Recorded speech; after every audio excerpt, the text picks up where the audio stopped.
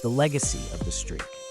The Undertaker's WrestleMania streak is widely considered one of the most iconic achievements in professional wrestling history. Over the course of more than 2 decades, the Deadman built a legacy defined by consistency, longevity, and mystique, going 21-0 at WrestleMania before suffering his first loss to Brock Lesnar at WrestleMania 30. The streak became bigger than titles, bigger than storylines.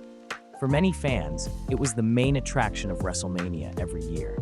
It added gravity to each event and elevated the careers of those who faced him. But none of that would have been possible if the streak never started. And the only reason it started was because The Undertaker won his debut WrestleMania match against Jimmy Superfly Snuka in 1991. In this episode, we explore what might have happened if that match had gone the other way. WrestleMania 7 and the rise of The Undertaker. At WrestleMania 7, The Undertaker had only been with the WWF for a few months. He was a new character, tall, mysterious, accompanied by Paul Bearer, and presented as something not quite human. In real history, he defeated Snuka in a relatively short match. At the time, the win wasn't promoted as the beginning of anything major. It was just a victory for a new heel on the rise. But that match eventually became known as the start of the streak, the first of 21 consecutive wins on the biggest stage in wrestling. If Snuka had won that match instead, the implications may have been far-reaching, not just for The Undertaker's career, but for WrestleMania as a brand and for how WWE handles long-term storytelling. An early loss changes perception. In this alternate timeline, The Undertaker loses to Jimmy Snuka at WrestleMania 7.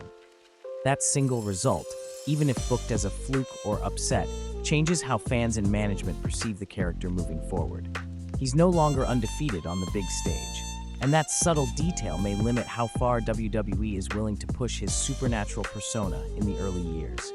The Undertaker's momentum likely continues, but the idea of him being invincible is already undermined. Without the symbolic weight of the streak behind him, it becomes harder to justify booking him as a near-mythical force. In turn, this affects how creative might use him across feuds in the 90s. His presence would still be valuable, but less protected. Slower ascent to the main event scene. In the real world, The Undertaker won the WWF Championship from Hulk Hogan just 8 months after his debut. This was unusual for a heel at the time, especially one with a dark, experimental gimmick. Had he lost to Snuka at WrestleMania 7, WWE may not have elevated him that quickly. An early loss could have made Vince McMahon more cautious about pushing such a character to the top so soon.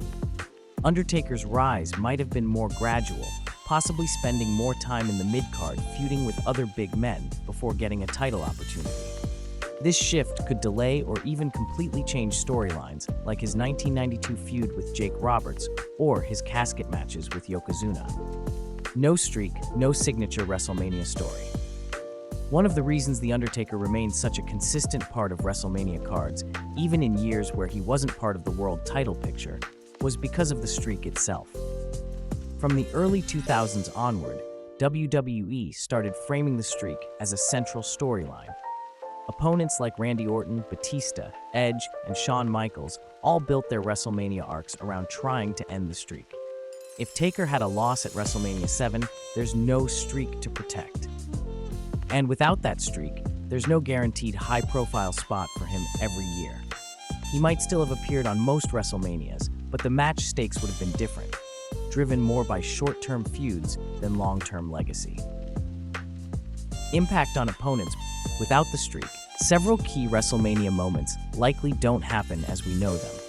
Randy Orton's Legend Killer story in 2005 might have gone in a different direction.